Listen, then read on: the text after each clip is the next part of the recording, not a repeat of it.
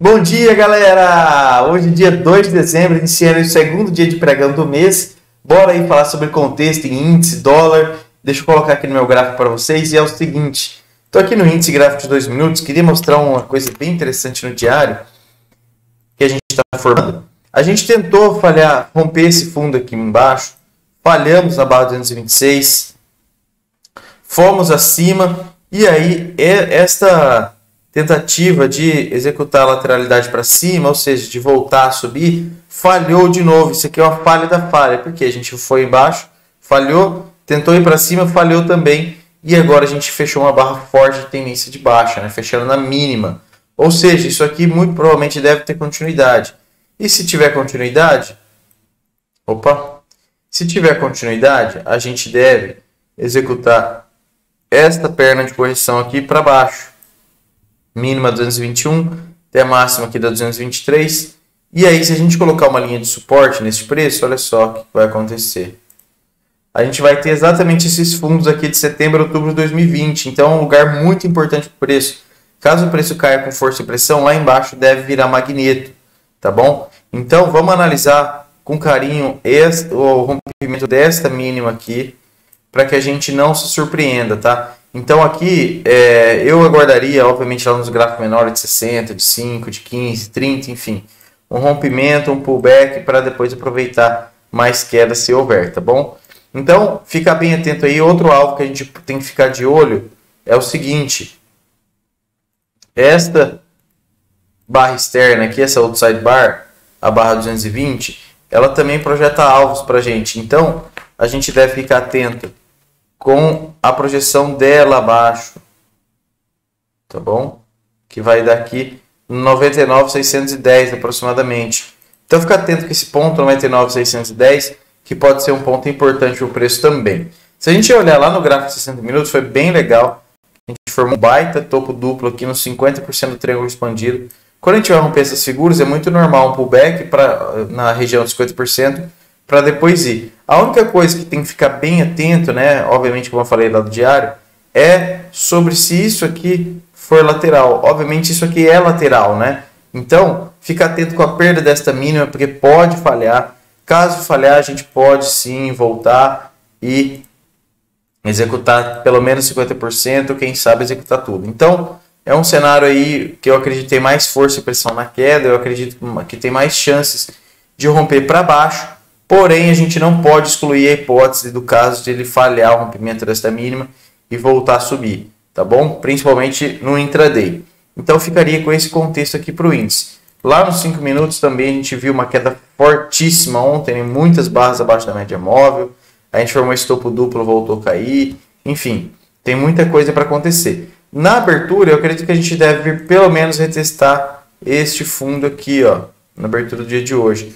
O Brooks fala que em dias fortes de tendência é comum que na próxima primeira ou até as 2 primeiras horas do próximo dia o preço continue nessa tendência para depois virar ou ficar lateral, enfim, ou até mesmo continuar a tendência, tá bom? Então isso é bem importante. Agora, lá no dólar é o seguinte, a gente fechou com uma barra fortíssima de alta lá no diário. Essa barra aqui muito provavelmente vai fazer com que o preço chegue pelo menos nessa região, que vai virar magneto, na minha opinião. E depois a gente tem algo aqui em cima, tá? Por que você está falando isso, Gabriel? Se a gente olhar lá nos 60 minutos... outra coisa importante que eu ia antes de ir para os 60 minutos. A gente formou um barb wire aqui, ó. Tá vendo que a gente tem pavio acima e abaixo, o arame farpado do Brooks. E agora a gente, de fato, aparentemente rompeu. Pode falhar? Ainda pode falhar, com certeza. Mas com essa força e pressão, vindo de força e pressão, a gente tem gaps abertos aqui embaixo, enfim. Eu acredito que a gente pode retomar na alta. O único problema é se isso aqui for lateral e ele vir testar esse topo, falhar e voltar lá para testar 50% novamente. Tá bom? O único cenário para ficar mais atento no diário. Lá nos 60 minutos, a gente formou uma figura de continuidade, que é o triângulo, olha só. A gente tem esse triângulo que foi rompido. Este triângulo foi rompido. E lá nos 60 minutos já deixou barra inteira para fora do ponto de rompimento. outra barra fechando na máxima, ou seja, tem duas barras acima do ponto de rompimento. Então, para mim, isso aqui tem muita força e pressão. Tá? Como que eu faria? O que eu aguardo? Eu aguardaria aqui um pullback no ponto de rompimento, ver se eu tenho price action para compra, já que é nos 60 minutos. Aguardar ali, não precisa ter pressa, para pegar uma segunda perna de alta. Visto que, se isso aqui de fato romper, a gente pode projetar toda essa lateralidade para cima. E projetando essa lateralidade para cima, a gente vai ter alvo lá nessas máximas, tá bom? Então fica atento com isso aí, porque pode ser um bom ponto aí de realização de lucro da galera. Se isso aqui continuar com essa força e pressão, deve virar magneto lá em cima. E a gente está falando aí de mais uns 90 e poucos pontos aí de alta. Não me espantaria outra barra no diário de 90, 95 pontos aqui para chegar nessa máxima, né? Eu acho que o preço tem amplitude para isso, tá bom? Se a gente cair lá por 5 minutos, a gente falou na abertura ontem, né? Para quem conseguiu pegar, que a gente tava fazendo um overshoot da linha de canal aqui, ó, e abriu baixo na lateralidade, olha só, baixo na lateralidade, overshoot de linha de canal. Eu particularmente fiz uma compra aqui, claro que eu não levei até o fim do dia, mas deu bons pontos. E para quem soube aproveitar, operou tendência, como o Brooks fala, conseguiu ganhar belos pontos, né? Então lá no gráfico mesmo também, a análise é parecida com a do 60, eu aguardaria um pullback no ponto de rompimento para depois pegar mais uma perna de alta aí, que eu acho que é totalmente possível. Agora, isso aqui pode falhar. Gabriel, e aí se falhar? Se falhar,